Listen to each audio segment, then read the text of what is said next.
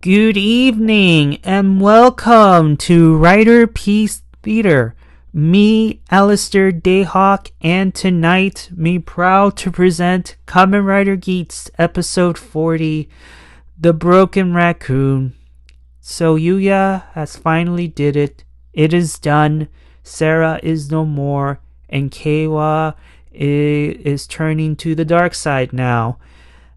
But just the placement is just so off in my opinion because, guys, you only have 10 episodes left. Why did Yuya decide to use episode 40 to be the episode to actually see Keiwa turn to the dark side? Why? I get this weird feeling that this thing is gonna be rushed. We're not gonna relish it and just really take our time to really see what Ebo Keiwa can do. It's gonna be rushed, and then of course he's gonna immediately turns to the good side again after what 3-4 episodes maybe. It's gonna be rushed. I don't understand why Yuya made this decision on turning Keiwa to the dark side now when you have only 10 episodes left. I don't know why. But to sum this episode up, it's pretty much Ace now knows that these Jamotos are parasites, and now Michinaga and Keiwa has made the decision of returning as Kamen Riders, and their main objective now is to kill off all the remaining Jamotos and of course finding the source of whoever is responsible of making them again, which leads to Daichi, and he is officially a Jamoto now. How, you may ask? We will never know, because in the scene, Azu 2.0 and Kermit the Frog return to Daichi's laboratory, and she tries to give Daichi his ID core back, but he says, no, I no longer need my ID core back, because now he found a new way of getting what he wants, meaning that he is a Jamoto now. He will use the Jamoto to get what he wants and become the next god of desire, and of course absorb all people's memories for his intellect mind, whatever it is. So he is the human / Jamoto version of Homer Smora. Then,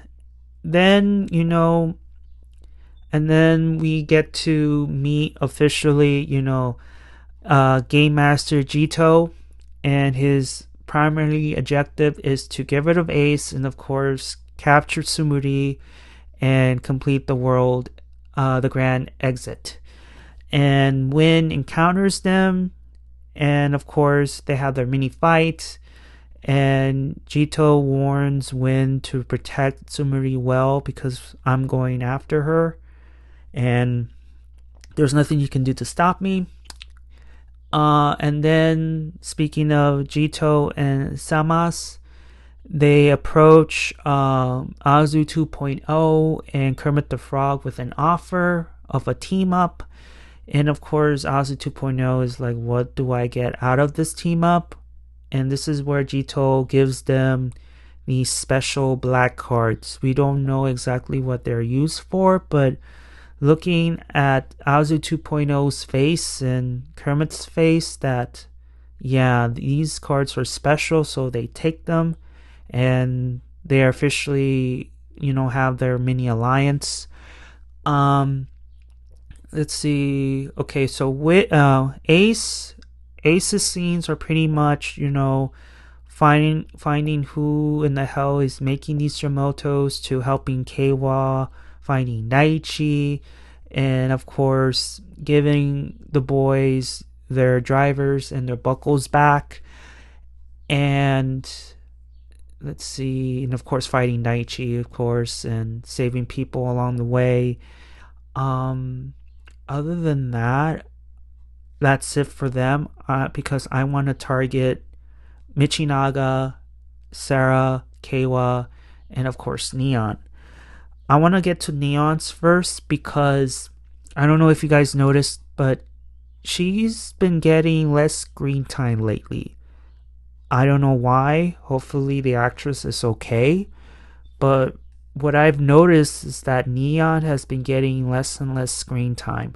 She only has 2 scenes in this episode. And because she is rescued by Ace, and Ace tells her that I am going to remake the world where everybody is happy, including you.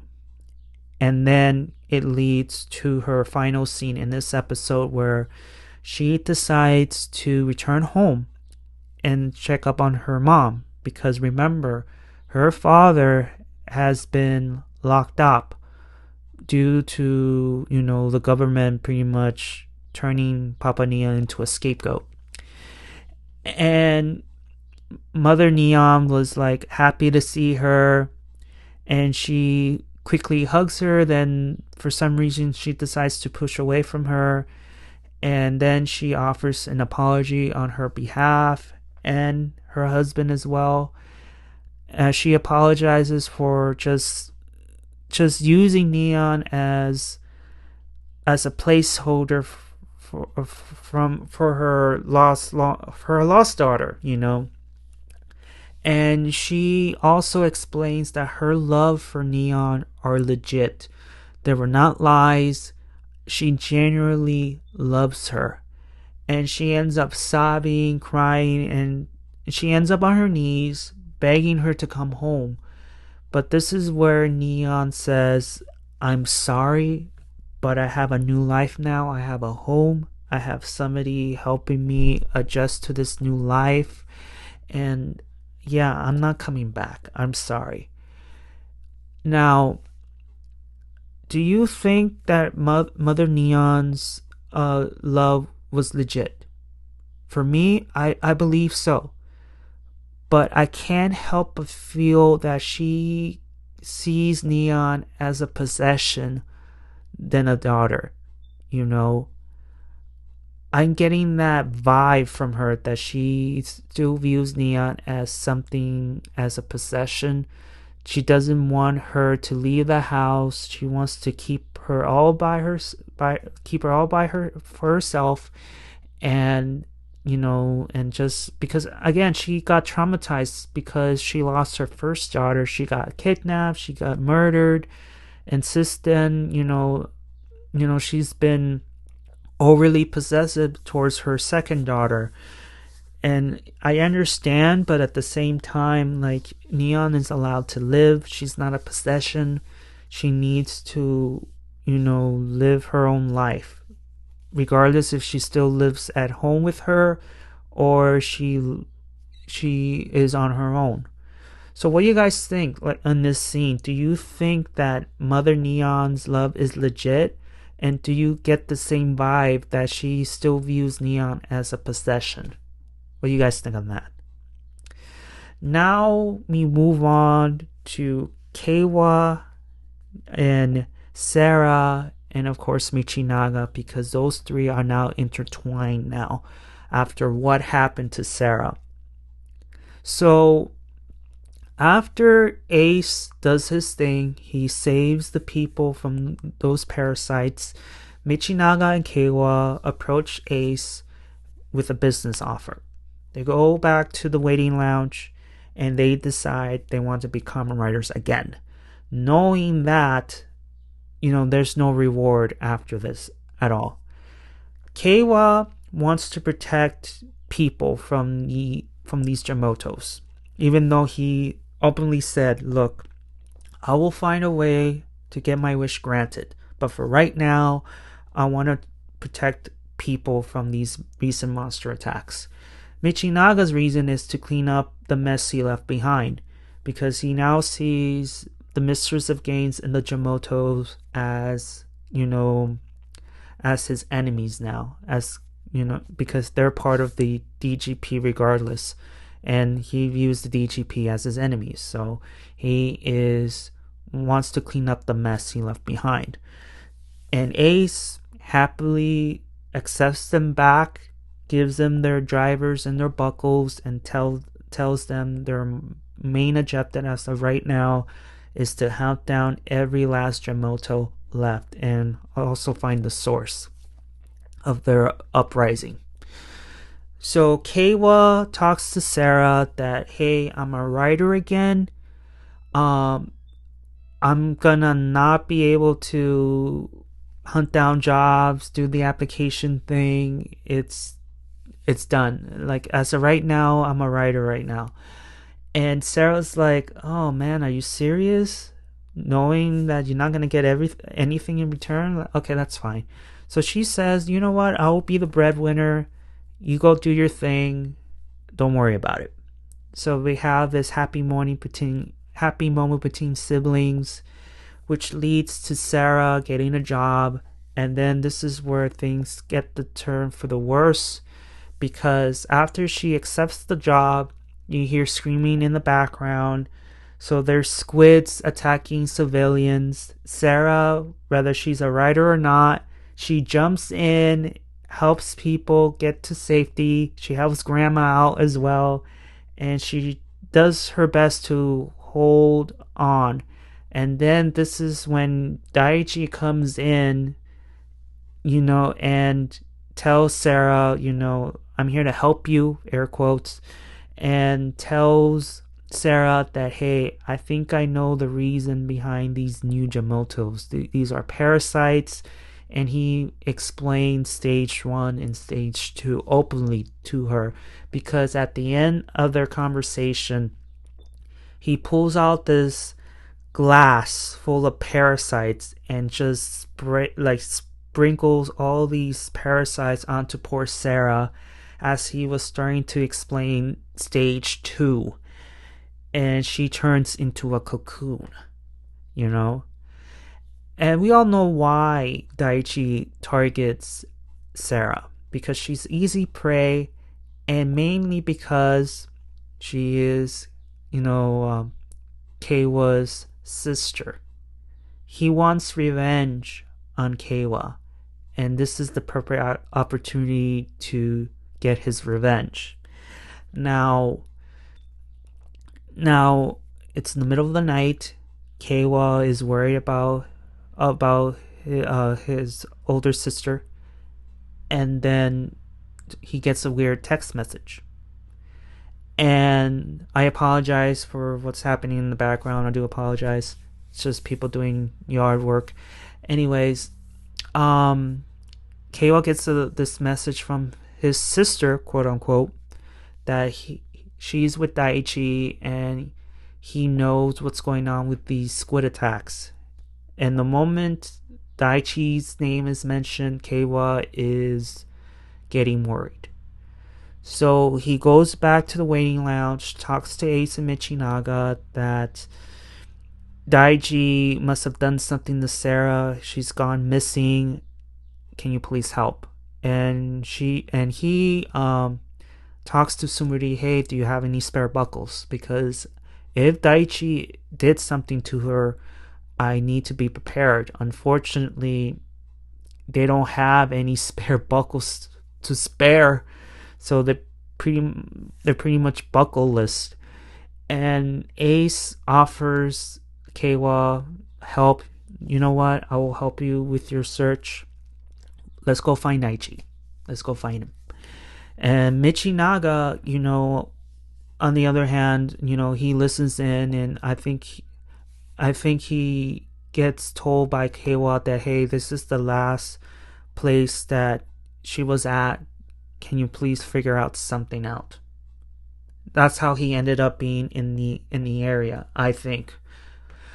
So let me get into Daichi quickly, and then heading towards the encounter, because after Azu 2.0 and Kermit the Frog met with Jitto, they go back to the lab, offers Daichi his ID core back. He says no, and he pretty much says, I found a way to get what I want, get what I need. We get this scene where he eats a baby Jamoto in front of those two, and he gets that science bottle, whatever, with his parasites, which leads to him, doing the thing with Sarah, and now heading towards the school. Daichi meets with Ace and Keiwa in front of his school. They go to this hallway, whatever, and this is where they have this talk. Keiwa is frantic, like, what the hell did you do to my sister? Where is she? And Daichi's like, how would I know? Like, I met up with her, we did our thing, I left. I don't know what happened to her. And then he further explains he let it slip about the parasitic Jamotos.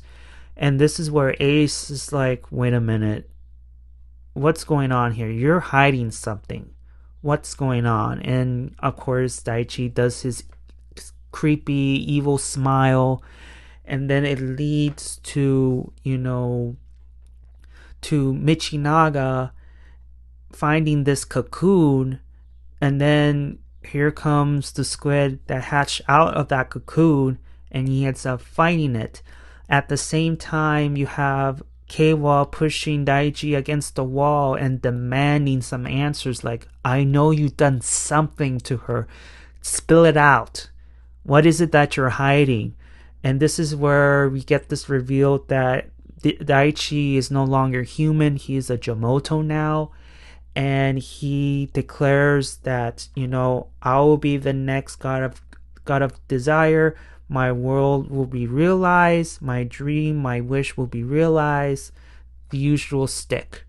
So the boys and Daichi have their fight. At the same time, you have Michinaga fighting this random squid. And then during the fight between Daichi, Ace, and Keiwa, he let it spill that you're fools. You have no idea what I have done, which led Ace to say to Keiwa, dude, go find her. Let me deal with Daichi. Go do what you need to do. So Keiwa ends up leaving.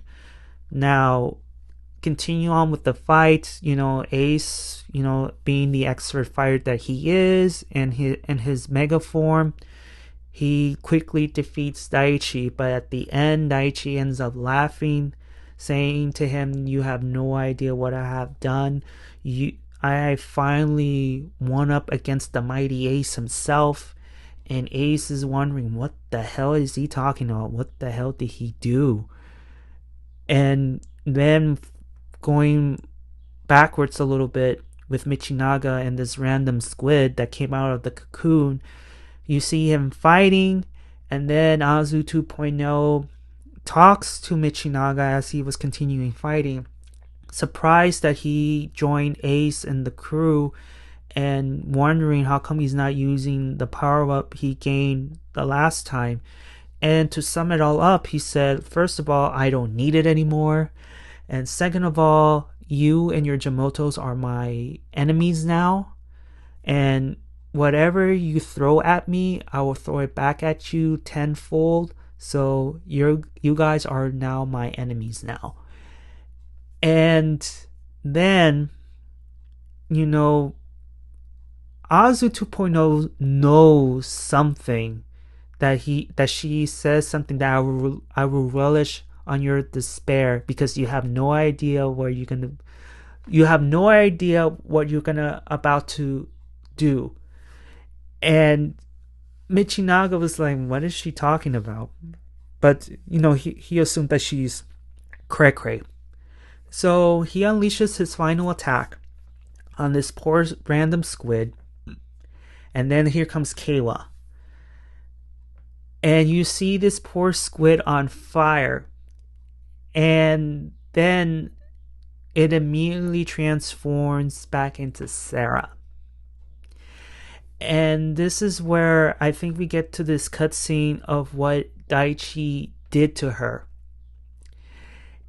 And those two boys are in shock, like they don't know what's going on. You see this poor girl in flames, and Michinaga was in shock, like, what's going on here? Like I didn't know. Like, he didn't know. And Keiwa is screaming, is screaming, running towards his older sister. And all the while, you see the mistress of games and Kermit just watching there, just standing there and just relishing this moment. And Azu 2.0 is like, oh, this despair is good, while Kermit is happy to see this happening because this is the key into turning Keiwa into the Kamen Rider he was meant to be. We don't know what that is, but he's happy seeing his plan flourish. And poor Keiwa, he's screaming, he's like begging his sister to hold on, I will get you help. But poor Sarah, she's so far gone. She is talking as if like, I need to stay alive to help people, blah blah blah. And she gives her last words towards Keiwa as she was, it looked like she was getting dragged into the ground as she was slowly turning into dirt, because you see her wrapped in roots and it looked like it was dragging her down as she was dying. And then she dissolves into dirt as she was dragged into the ground. Keiwa just angrily turns at Michinaga and asks, did you do this? Did you kill my older sister? And with no reaction whatsoever, because he's like, what the hell is going on? He said yes. And Keiwa goes after him. He punches him. He's on top of Michinaga. And it looked like he was about to punch him in the face numerous times, but it didn't happen. Instead, he's just grabbing his clothes and just almost like he was screaming at him and just going up and down with his head like, ooh, and I don't know how to explain it all that well, but he was on top of him. Instead of punching him, he was screaming and yelling at him. All the while, you have an audience of two enjoying this sad, tragic moment, and poor Sumuri at the Temple of Desire watching this, and she was in tears. And then leading up towards the end, Keiwa is still at the scene of the crime. Everybody has left. He still has a memento from his sister, and he said, as rain was crashing down on him, that I will never forgive them. And you see this shadowy figure next to him. So that's his new rider form, the Shogun form. And that's it. That's the end of the episode. So, yeah, I mean, the episode was a sad episode at best. The only issues that I have is Neon having less screen time, to the placement of Keiwa turning to the dark side. It's just, why now? When you have only 10 episodes left, you're gonna rush this. You're only gonna have maybe 3 to 4 episodes left until Yuya writes, oh, he turns good now because we're close to the finale and blah blah blah. So now that Keiwa is in the pits of his own despair, his anger will be directed towards Michinaga, which, again, I keep saying this to Keiwa, that your anger is misplaced. The one responsible for your sister's death is Daichi, because he's the one who sprayed all that parasite dust, whatever, and turned her into this squid. And Michinaga didn't know. He didn't know until it was too late. But then he took Keiwa's punches as he was indeed responsible. Like, he accepted the fact that he was responsible for her death, which now is unfair because, he didn't know. If he had known, then obviously he wouldn't have done what he did. but it happened. Now, next week, it looks like his anger is first targeted at Michinaga, and then, he probably will turn his anger on Naichi and maybe Ace himself, because I could imagine Keiwa asking Ace for help. Like, hey, can you help me find a way to resurrect my sister? And of course, Ace, being the god of creation, would say, look, I don't know how to master my powers yet. As much as I would want to help you, I cannot for whatever reason, which will cause Keiwa to pick a fight with Ace. And then hopefully Keiwa will discover the truth behind, Kermit the Frog here and his plan for Sarah from the very beginning. So he's going to have Kermit the Frog, Michinaga, Daichi, and Ace to unleash his anger upon. How are they going to squeeze it within 10 episodes? I have no idea. Which, again, it kind of frustrates me as to why Yuya has decided to choose this particular episode, knowing that you only have 10 episodes left to wrap everything up. It doesn't make sense to me. I would have preferred it in episode 35 and just milk it out until maybe episode 45, turn him good, and then have the remaining 5 episodes left to help deal with the Daichi problem and the DGP problem. That's just me. So here comes my theories, okay? I believe that now that Sarah is dead, and there's no reasoning with Keiwa because all he sees is red, I want Neon to be the one to help save Keiwa from himself, because she's the only one besides Keiwa that formed a bond, a sisterly bond, in a short amount of time. And regardless if she ends up being a writer again or not, she needs to be involved in this, because she could be the bridge between Sarah and saving Keiwa. Because she would say, look, I have known Sarah even though I've known Sarah for a short time, we formed as sisters. She's the one who helped me get on with my life. She's the one who helped me with the furniture, helped me to adjust my new life. Your sister does not want this for you. Please do not do this. Do not attack your friends. And it was an accident. If anything, your anger should be directed at Daichi and Kermit the Frog. Please. And then have Ace, also telling him the same thing. Please don't do this. Don't attack Michinaga. It was an accident. Please.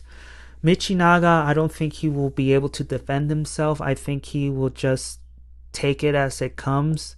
No matter what he says, I think he will take it as, look, I'm responsible. Take your anger out of me. Okay, if you want to kill me, that's fine. But I feel like Neon needs to be the one to save Keiwa from himself.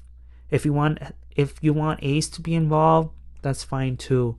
But I feel like it would be more powerful to have Neon, because it would at least give Neon something to do, and also be the voice for Sarah, because again, Sarah and Neon formed a sisterly bond in a short amount of time, so it makes perfect sense to do so, in my opinion.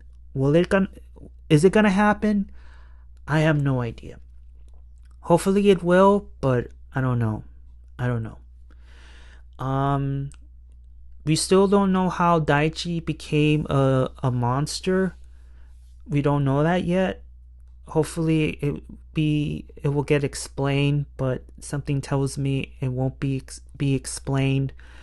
So it sucks. Hopefully as well we get the truth involving Kermit the Frog as to why he put Sarah in this predicament from the beginning. And I'm hoping that Keiwa will defeat him and be able to chase him out of his world, or maybe kill him. I don't know. But it would be cool to see Keiwa kill off Kermit the Frog in the same way, Akashi went. Like, he's happy to see Daichi kill him off because, he sees the future.